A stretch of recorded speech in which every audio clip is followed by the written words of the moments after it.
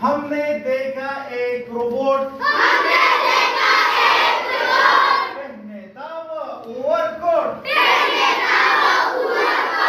पहने था वो ओवरकोट धीरे धीरे चलता था वो धीरे धीरे चलता था वो टिम टिम टिम टिम जलता था वो जलता था वो नाक थी उसकी आलू जैसी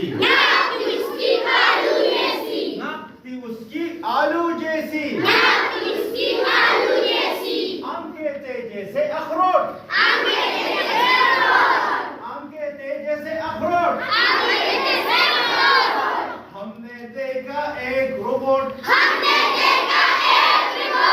हमने देखा एक रोबोट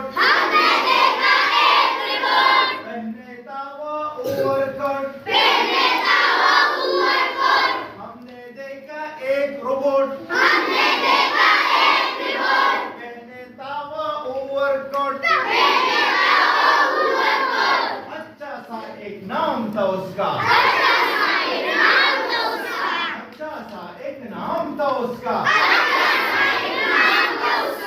चलते रहना काम था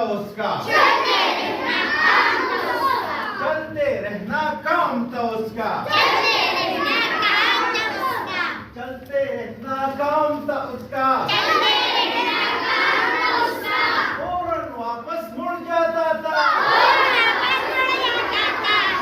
फौरन वापस मुड़ जाता था कहते थे जब उसको लौट